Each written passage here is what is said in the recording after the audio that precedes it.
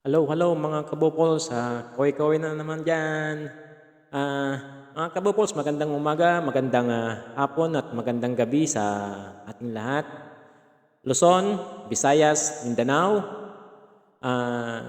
sa mga kababayan nating nasa iba't ibang panig ng mundo, sa mga magigiting nating mga OFW at mga magigiting nating mga kasundaluhan, binabati ko po kayo ng isang mapagpalang araw. So bago tayo mag-start mga kabupols, hinihiling ko po ulit sa inyo yung inyong like, subscribe, at pakihit yung notification bell para lagi tayong updated sa aking panibagong video. Salamat! So, ito po yung itong reaction natin ngayon is sa part 2 na to. Kasi yung unang part 1 is yung i-recap ko lang yung posibleng kinakarap na kaso nila doon sa may doon sa nangyaring transfer ng funds sa may from DOH to doon sa PSDBM at from PSDBM doon sa may Farmally yung controversial na siguro hindi na kaya sa inyo yun yung part 1. Ngayon po itong part 2 is ito yung kaso nila sa ICC. So ano ba yung kaso nila sa ICC? Ang kaso nila sa ICC is yung regarding sa drug on war ni former President Duterte nung kanyang administrasyon. Yung drug on war niya is nasasangkot siya sa EJK, yung extrajudicial killing. So, ang nag-file po doon sa kanyang ng case sa ICC, sa International Criminal Court, is yung mga pamilya ng mga biktima, tsaka yung human right organization, such as yung HCR natin, tsaka yung Amnesty International and Humanitarian Watch, tsaka yung mga international criminal law experts. Yan po yung mga nagsampa sa kanya sa ICC. Okay? Kasi pinaniniwalaan nila na may extrajudicial killing na nangyari at base sa record ng ating human rights, so meron nagre-range ng 10,000 to 30,000 na related cases ng AJK. So yun. So sino po ba yung mga posibleng makakasangkot dito sa drug on war at AJK na to? Unang-una, ang principal dito is si former President Rodrigo Roa Duterte. Sir, welcome po. Pangalawang posibleng sangkot dito is si Senator Bato de la Rosa, kasi siya yung former PNP chief nung time na yon. Sir Bato, welcome. Pangatlo, si Senator Bongo, kasi siya yung special assistant to the president. So, meron din siyang mga say doon. So, Senator Bongo, welcome po.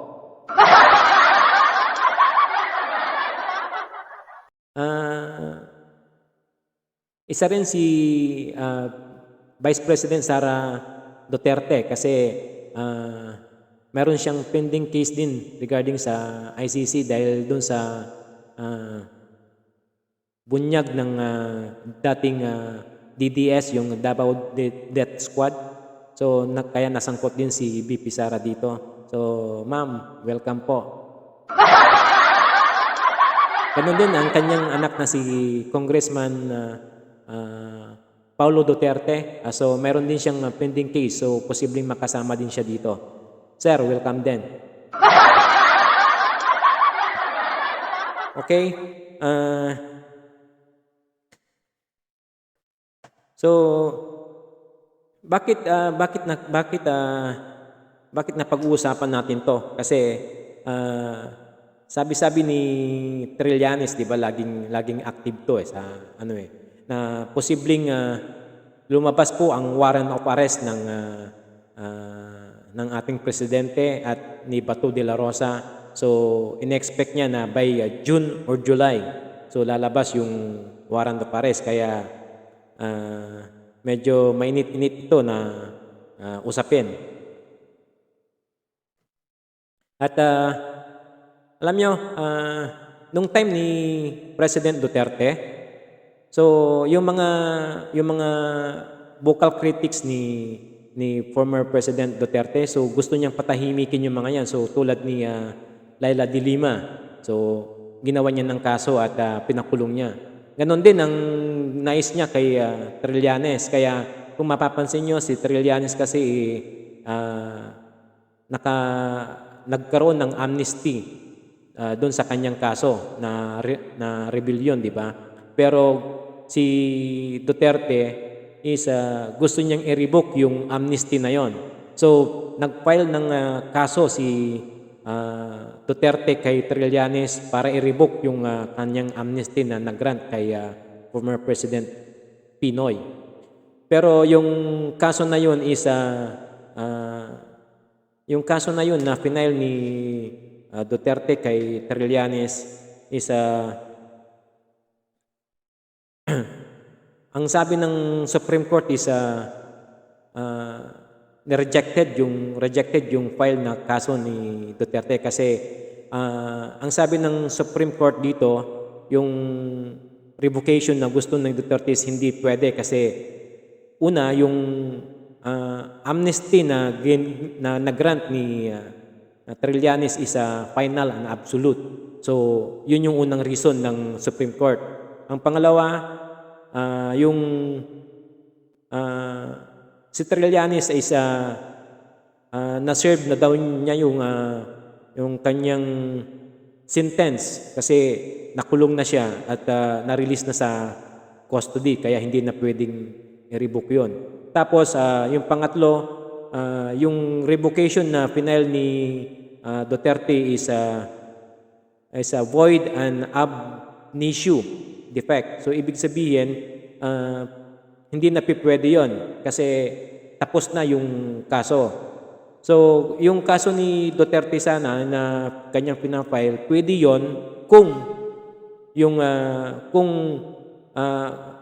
yung kaso ni Trillanes is kasalukuyang pang dinidinig pero tapos na. So kaya sinasabi na void ab initio na defect. Kaya yun, na-dismiss yung kaso. So hindi niya na ipukulong si Trillanes sa bagay na yon. Okay? So ngayon tignan ay may ipapanood din ako sa inyo at magbibigay tayo ng reaction about kay Bato de la Rosa sa kanyang interview about dito sa ICC at mukhang tignan niyo yung kanyang reaction. Panoorin po natin to. Go ahead, make my day, Mr. Trillanes! Oh, sabi niya, go ahead, make my day. So, hinahamon niya si Trillanes dito sa ICC na sinasabi kasing lalabas na yung warrant of arrest. So, sigurado ba? Sigurado ka, Senator Bato de la Rosa, na go ahead? Baka pag dumating na yan at meron na talaga bigla kang magtago. So, sa patunayan mo yan go ahead, make your day. Okay, tuloy natin. Bihan mo! Sige ka lang galak yan ng ICC. Sige! Go ahead! Kahit sumama ka pa! O yun. O, hinamon niya si Trillanes na sumama pa na iserve yung kanyang warrant of arrest. Sigurado ka, Sir Bato, na magpapakita ka pag may warrant of arrest ka na? Totoo kaya? Serve ng warrant! Sumama ka! Ikaw mismo magpusa sa akin! Aba, talagang naghamon Sige nga, baka pag yung time na dumating na yan, magtago ka Tatandaan namin yan, Sa kanyang mga tagapakinig dito, tatandaan namin yung sinabi mo,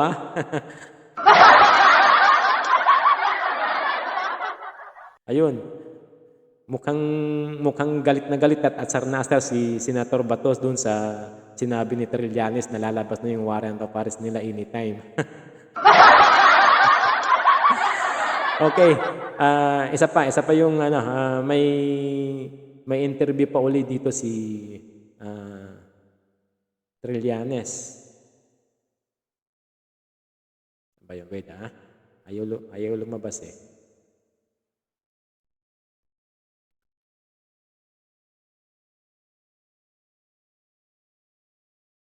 Ito naman yung ano, ito naman yung sabi ni Ito naman yung interview ni Bato de la Rosa sa ENC kay Ma'am Karen. So pakinggan natin at magbigay din tayo ng reaction. To him, you said bring it on, right? He claims that the warrant will be issued by June or July. That's already like 2 months from now. Sabihin mo si Trillanes na pag maglabas yung warrant na yan, since hindi mag-cooperate ang gobyerno ng Pilipinas, walang pulis na mag-implement ang warrant. Ops. Tama yung sinabi mo na hindi mag-cooperate si President Marcos, pero tandaan mo po, Senator Bato, hindi lang ang gobyerno natin ang pwedeng magpa-implement ng warrant of arrest. Remember, yung ICC pwede siyang maglabas ng international warrant of arrest.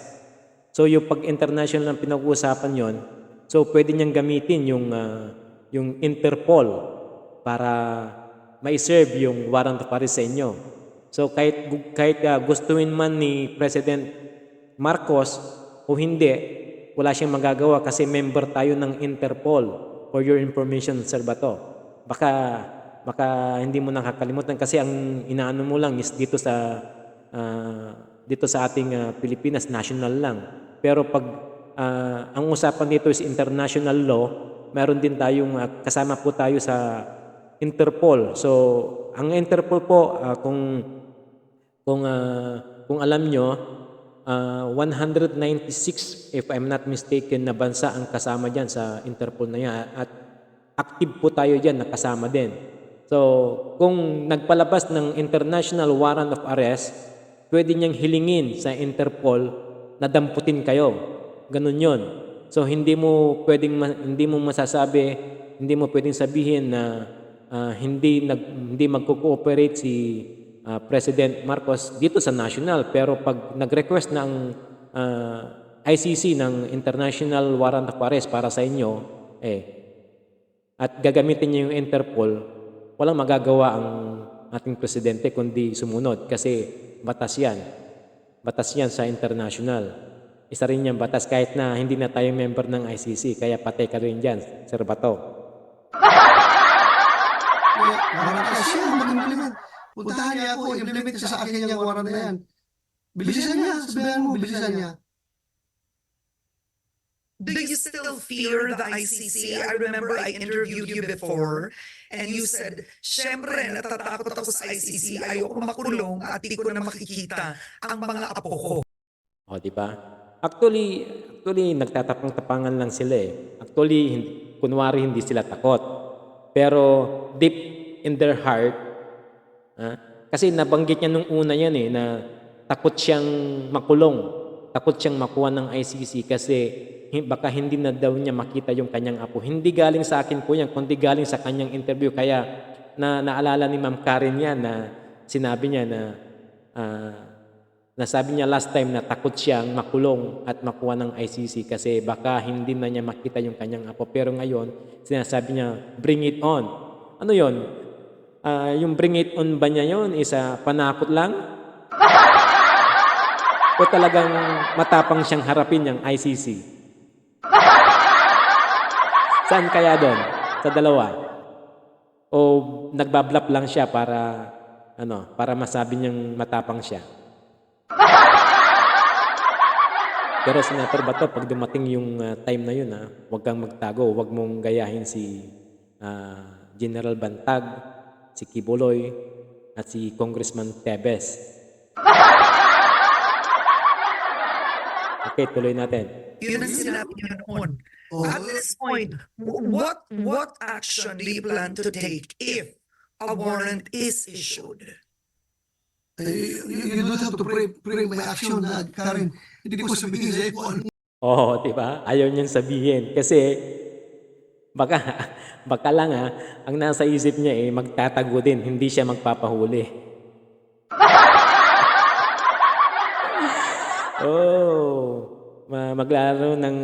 Maglalaro din sila ng tagu-taguan dito. Ano gagawin ko? Pero magtatago ba kayo? Magiging Arnie Teves O, di ba? Tinanong ni Ma'am Karen, magtatago ka ba? At gagayahin niya si Congressman Tevez. ba kayo, sir? We have to cross the bridge when we get there. Tingnan natin. Oo. Kasi si Arnie Teves nagtago. Congressman yon. Si Pastor Apollo Kibuloy, eto ngayon nagtatago. Bakit tayo magtatago kung hindi mag-cooperate ang ating bansa? Oh, ba't siya magtatago kung hindi magko-cooperate? Oo nga, hindi magko-cooperate si President Marcos, pero pag sa Interpol, patay ka. Sino? So, ibig sabihin, magtatago ka? Ano kayang plano mo? Mukhang may plano mga kabupols ayaw lang niya sabihin, may plano siya.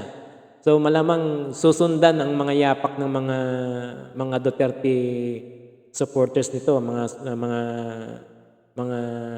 alipores niya. At yan din siguro yung magiging advice ng kanilang pinuno. Baka hindi magpapahuli itong mga to. Sa tingin ko lang Sino ang ICC huhuli sa atin?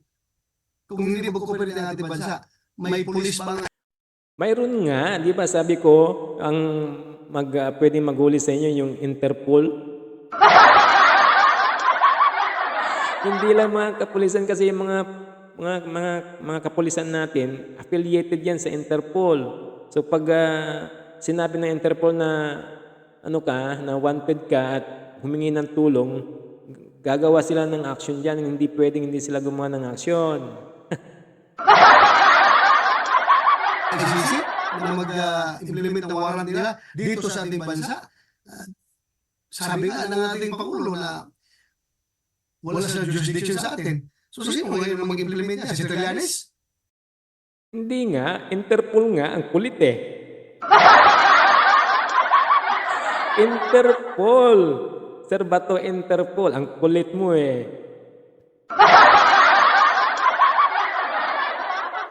Punta mo sila sa kanya.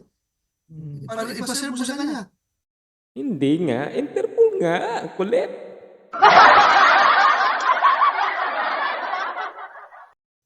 Tingnan natin. All right. Okay. Now, former Senator Antonio Trillanes also claims there are some active members of the PNP who are recruiting members to take part in an Ayun.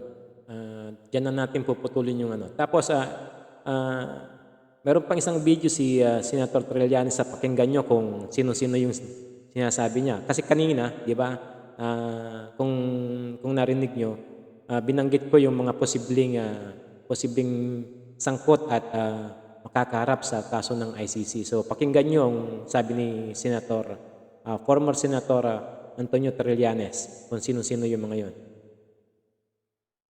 Kasi nga, yung sila Bato, Duterte, Sara Bongo, and ano sila primary suspect sila Hindi na sila kailangan Anong narinig nyo? Primary suspect sila. So hindi na kailangan bigyan pa ng notice kasi sila yung primary suspect. bigyan ng pagkakataon na mag-cooperate kasi sila yung mga principals na aakusahan. Ayun. Kung narinig nyo, kaya hindi daw sila naka-receive ng notice kasi sila daw yung principal suspect. So, hindi na daw kailangan magbigay ng notice pa. Pero yung mga ibang involved sa mga kapulisan natin, yun yung binigyan ng notice para makipag-cooperate. So, So, malinaw po yon. Ay, nako. Sabi ko sa inyo hinahabol na yung mga Dutertines ng kabilang kaso. Ito yung part 2 natin. So, malamang mayroon pang part 3. So, abangan nyo po yung aking susunod na video. Mga kabupol, hilingin ko po ulit sa inyo na sana paki-like, paki-subscribe, at paki-hit yung notification bell uli para lagi po kayong updated sa aking susunod na video. Maraming salamat. Bye. Ingat po. God bless.